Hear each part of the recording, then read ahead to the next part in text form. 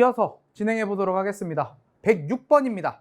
강보영 씨가 급여를 받은 것 같습니다. 전체 기본 급여를 보는 게 아니에요. 전체 급여가 180만 원. 그 중에서 세금 떼고 나머지 지급한다라고 나와 있습니다. 이 세금은 예수금 처리해 주시면 되겠죠. 그래서 급여, 예수금, 보통예금으로 회계 처리해 주시면 될 것 같습니다.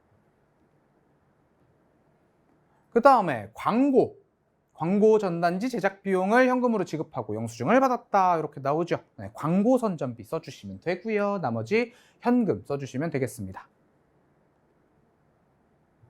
그 다음에 대표자 자택입니다. 또 회사에서 쓸 게 아니에요. 개인적인 용도로 사용할 거기 때문에 비품으로 쓰면 안 되고 친절하게 인출금까지 말씀을 해 주신 것 같습니다. 그래서 인출금 그리고 현금으로 회계 처리해 주시면 되겠습니다.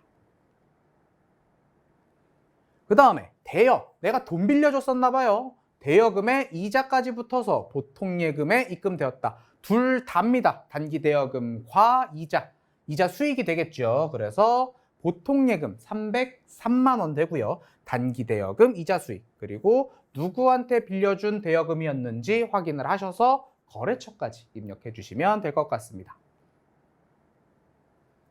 그 다음요. 상품을 매입하고 계약금을 차감하고 잔액은 다음 달에 지급하기로 하였다. 상품을 수령하고 운반비, 요거는 현금으로 지급하였다라고 합니다. 지금 매입을 하는 것 같아요. 매입 시에 운반비가 들어왔으니까 물건값에 포함해서 상품의 가격은 505만 원이 될 거고요. 그 중에서 계약금 100만 원이 있었나 봐요. 매입 시 계약금이니까 이 친구 선급금이 되고요. 500만 원 중에 100만 원 빼고 잔액이니까 이 잔액은 400만 원이 될 것 같습니다. 외상 매입금으로요. 그래서 505만 원에 선급금 100만 원, 외상 매입금 400만 원, 나머지 운반비는 현금으로 해주시면 되겠습니다. 중요한 거 있죠? 거래처 그리고 거래처입니다. 거래처 안 써가지고 떨어지신 분들 생각보다 많습니다. 꼭 입력해 주시길 바라겠습니다. 자, 단기 차입금. 이번엔 돈 빌렸었나 봐요. 그거를 갚은 것 같습니다. 이자까지 합쳐서요. 그래서 단기 차입금과 이자 비용 발생한 거를 합쳐서 585만 8천 원. 숫자가 귀엽네요. 네, 이렇게 갚은 것 같고요. 이 단기 차입금에도 거래처 꼭 걸어 주셔야겠지요. 그 다음에 주차료 나왔습니다. 자동차에 관련된 거 차량 유지비 써주시면 되고요. 차량 유지비와 현금 확인하시면 될 것 같습니다. 심플한 문제 많아서 굉장히 좋네요. 그 다음에 거래처한테 축하환을 보냈다라고 합니다. 접대비가 되겠죠. 네, 접대비 써주시고 보통예금에서 이체하였다 이렇게 써주시면 되겠습니다. 그 다음 컴퓨터 2대를 매출하기로 하고 라고 되어 있습니다. 이거는 솔직히 말해서 판매용인지 영업용인지 뭐 안 나와 있어서 조금 아쉽기는 한데 요거는 판매용으로 처리를 하겠습니다. 판매용. 자, 매출하기로 하고 계약금, 일부러 그래서 안 써준 거네요. 지금 매출하기로 한 거네요. 계약금에 대한 분개만 하면 될 것 같습니다. 매출 시 계약금, 선수금 이렇게 처리를 해주시면 되겠습니다. 그래서 현금으로 받았다라고 하니까 차변에 현금, 대변에 선수금 써주시고 거래처 읽지 마시고요. 티슬라 전자입니다. 그 다음에 컴퓨터 2대를 발송하고 계약금이 있었나 봐요. 내가 발송을 했으니까 매출이 되고요. 매출 시 계약금 선수금입니다. 연속해서 선수금이 나왔어요. 발생하고 잔액은 외상으로 하다. 자, 운반비가 있어요. 그런데 지금 매입을 하는 게 아니고 매출을 하는 거죠. 매출 시 운반비는 그냥 운반비로 써야 된다고 했습니다. 좋은 문제네요. 틀리신 분들 다시 한번 확인하시길 바라겠습니다. 어쨌든 컴퓨터 2대 300만 원 상품 매출했고요. 45만 원 선수금을 제외한 나머지는 외상으로 하다. 300만 원 중에 45만 원 빼니까 255만 원 맞겠죠. 그리고 15만 원은 현금 지급하다라고 나와 있습니다. 거래처 그리고 거래처. 문제가 어려우면 이상하게 거래처 쓰는 걸 깜빡하시더라고요. 네, 꼭 기억해 주시고 매출 시 운반비니까 운반비 쓰시는 것까지 매우 좋은 문제 같습니다. 그 다음에 판매용 컴퓨터를 외상으로 매입하고 운반비가 발생했어요. 방금 전이랑 이제 문제가 비슷한 것 같은데 지금은 매입 시 운반비이기 때문에 물건값에 포함시켜야 됩니다. 그러면 상품 가격은 207만 원이 되겠죠. 그 중에서 200만 원은 외상으로 매입하고 나머지는 보통예금으로 처리하다. 외상매입금 거래처 꼭 걸어주시고요. 그 다음에 우리 회사 직원들 격려 차원에서 식사를 하고 카드로 결제했다라고 합니다. 복리후생비고요. 카드 결제했으니까 미지급금입니다. 거래처를 써야 하는데 만나 식당 쓰시면 안 된다고 했어요. 우리는 카드로 결제를 했기 때문에 이 카드비는 나중에 카드 회사한테 지불을 해야겠죠. 그래서 거래처는 BC 카드입니다. 그 다음에 우리가 받아 놓았던 어음이 만기가 되어서 만기가 되면 추심한다 그러죠. 은행한테 요거는 우리가 보관 중이었던 거네요. 그러니까 한번 보도록 하겠습니다. 계좌에 입금되었음을 확인했다. 네, 기간이 끝나가지고 우리가 돈을 받은 것 같아요. 그래서 받으러 사라지고요. 네, 보통예금 써주시면 될 것 같습니다. 요 받으러 거래처 메가소프트 걸어주셔야겠죠. 현금가 부족 나왔습니다. 장부하고 실제 이렇게 써놓고요. 장부보다 실제가 더 적다라고 합니다. 그럼 장부를 줄여줘야겠죠. 장부 대변에 현금 써서 줄여주시고요. 원인을 알 수가 없기 때문에 현금 과부족으로 처리를 해주시면 될 것 같습니다. 자, 외상매입금이 있었던 것 같아요. 요거를 수표를 발행하여 지급했는데 우리 회사인지 남의 회사인지 안 나와 있을 때, 자, 우리 회사라고 표현을 하면 된다고 했습니다. 자, 외상매입금 갚았습니다. 이거를 당좌예금으로 줬고요. 외상매입금은 거래처를 써야 하는 항목이라고 말씀을 드렸던 것 같습니다. 그 다음에 우편도 나왔습니다.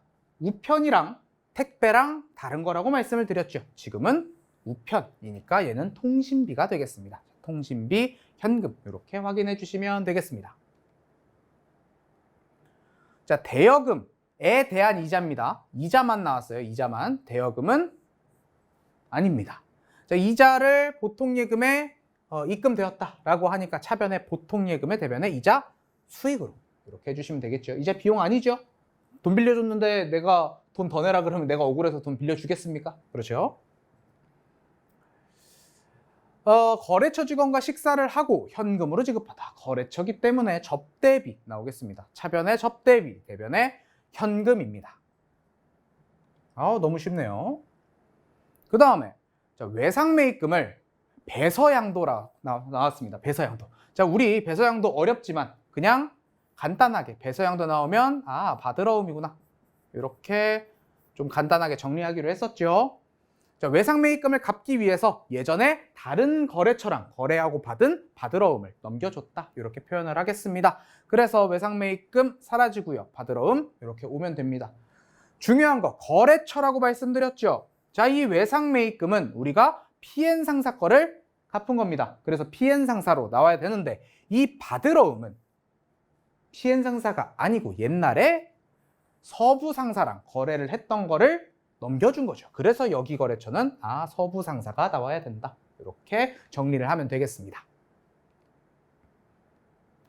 자, 판매용 컴퓨터 5대를 구입하고 어음이랑 현금으로 결제하다라고 나왔습니다. 이게 무슨 소리냐면은 지금 1,000만 원짜리를 구매를 했어요. 그러니까 상품은 1,000만 원인데 지금 어음 금액을 보니까 800만 원이에요. 그러면 얼마가 부족한 거죠? 나머지 200만 원이 부족하죠.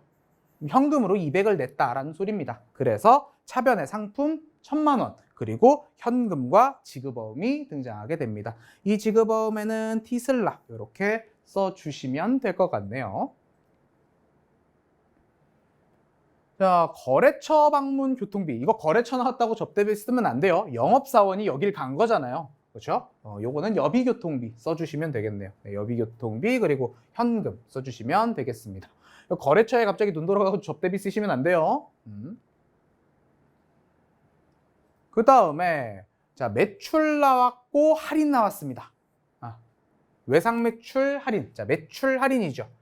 자, 우리가 돈을 빨리 받아가지고 약정대로 할인을 해줬나 봐요. 하지만 그래도 우리가 받은 전체 금액은 180만 원이기 때문에 그대로 없애줘야 됩니다.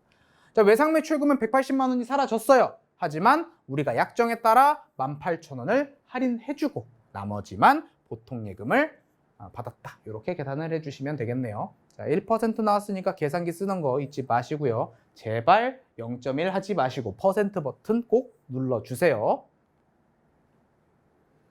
그 다음에 퀵 서비스로 발송하면서 보내는 겁니다. 보내는 거. 이건 매출이라고 생각하면 돼요. 현금을 지급하고 다음에 영수증을 받다. 자, 운반비긴 한데 매출이죠. 매출과 관련된 운반비는 운반비로 써야 된다고 했습니다. 그래서 운반비가 나옵니다. 좋아요. 이것도 택배, 퀵 서비스 이런 거 나올 때 헷갈리시지 말고 운반비로 처리하는 거 잊지 말아주세요. 자, 비품을 구입하고 삼성카드로 결제했다라고 나옵니다. 자, 차변의 비품, 대변의 미지급금인데 거래처가 중요하다 그랬죠. 테크노마크 아니죠. 자, 삼성카드입니다. 삼성카드로 지급하다 이렇게 표현을 해주시면 되겠습니다. 자, 얼마 안 남았습니다. 조금만 더 힘내주시면 좋을 것 같습니다. 자, 이번에는 외상 매출금을 못 받게 된 것 같아요. 아까부터 자꾸 나오던 PN 상사인데 너무 안타깝게 됐네요. 자, 파산 났대요. 자, 외상 매출금이 있었는데 이 친구를 못 받게 됐어요. 그러니까 외상 매출금 보내서 없애주시고요.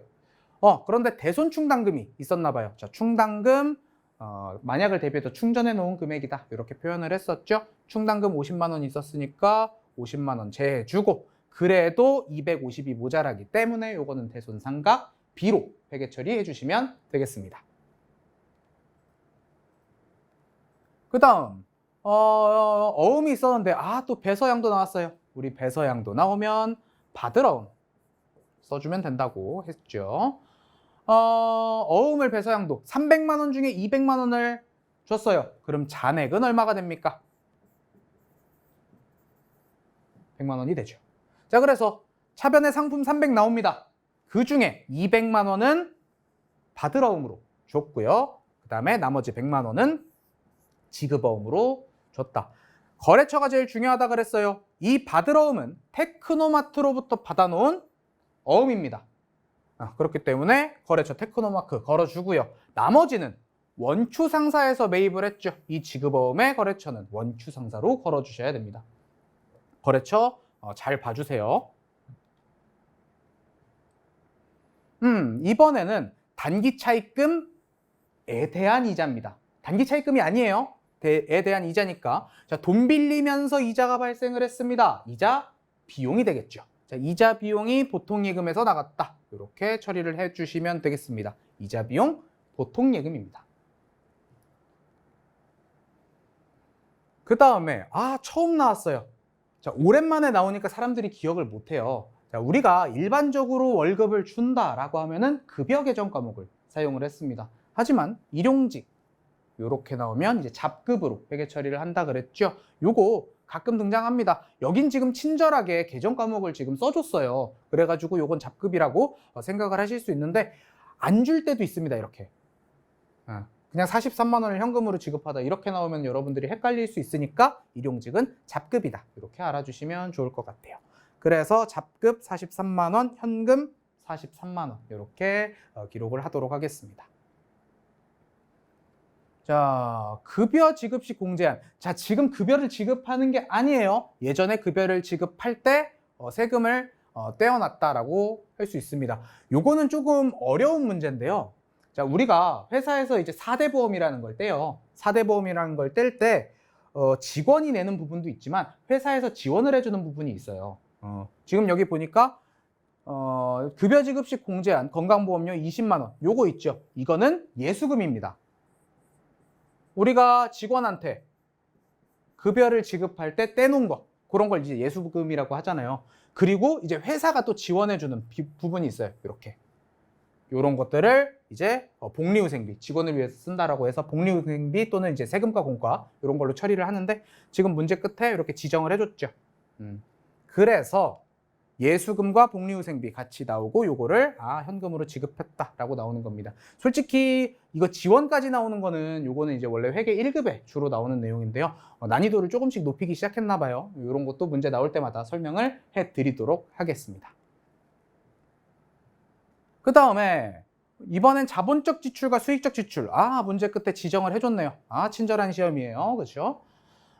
엘리베이터 설치비 3천만 원은 건물로, 나머지 방수 공사비는 수익적 지출, 즉 수선비로 처리를 하면 되겠죠. 그래서 건물 3천만 원, 수선비 500만 원, 그리고 나머지 보통예금으로 3,500만 원 써주시면 되겠습니다. 물건을 취득했네요. 근데 취득세 그리고 기타 매입 재비용 이거 말이 어렵죠. 그러니까 여러 가지 추가적으로 매입할 때 들어간 비용이란 소리예요.